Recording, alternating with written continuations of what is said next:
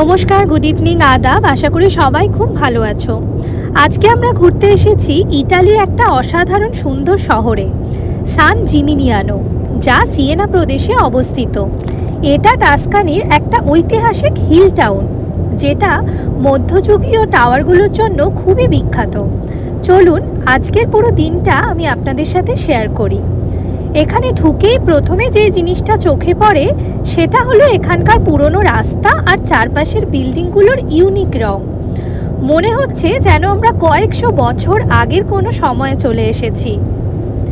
এখন আমরা ঢুকছি এখানের একটা পুরনো চার্চে। ভেতরে ঢুকতেই একদম অন্যরকম একটা শান্ত পরিবেশ। দেয়ালের ডিজাইন আর আর্টওয়ার্কগুলো সত্যি অসাধারণ।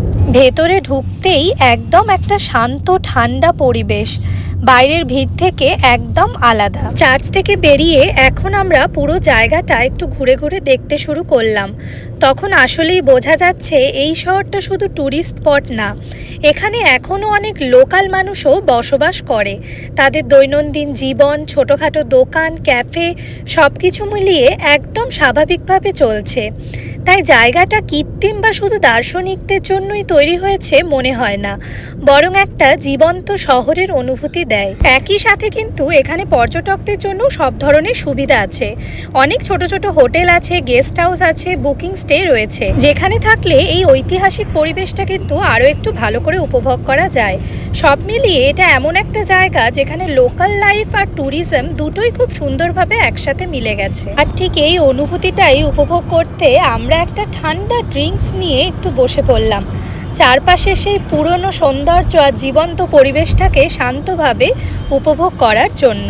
আর পরিবারের সাথে এরকম ছোট ছোট সুন্দর মুহূর্তগুলোই আসলে সব থেকে বেশি ভালো লাগে। আর এই মুহূর্তেই মনে হয় এই শহরটা শুধু সুন্দর তাই না, এর ভেতরে লুকিয়ে আছে অনেক পুরনো ইতিহাস আর গল্প। মধ্যযুগে এটা ছিল একটা গুরুত্বপূর্ণ ট্রেড সেন্টার।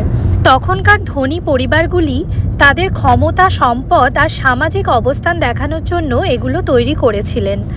যত উঁচু টাওয়ার তার তত বেশি প্রভাব। এগুলো মূলত পাথরের, বেশিরভাগই স্টোন আর ইট দিয়ে তৈরি করা হতো, যাতে টাওয়ারগুলো মজবুত এবং দীর্ঘস্থায়ী হয়। একসময় এই শহরে প্রায় 70টারও বেশি টাওয়ার ছিল, তবে এখন সংরক্ষিত অবস্থায় দাঁড়িয়ে আছে মাত্র 14টি টাওয়ার, যেগুলো আছে পুরনো ইতিহাসের সাক্ষী। সান জিমিনিয়ানোর ইতিহাসের একটা গুরুত্বপূর্ণ মোড় আসে 1400 শতকে, যখন ইউরোপ জুড়ে ভয়াবহ মহামারী ব্ল্যাক ডেথ ছড়িয়ে পড়ল। ঠিক তখনই এই শহরে রোগের কারণে অনেক মানুষ মারা যায়, আর ধীরে ধীরে শহরের অর্থনীতি এবং সামাজিক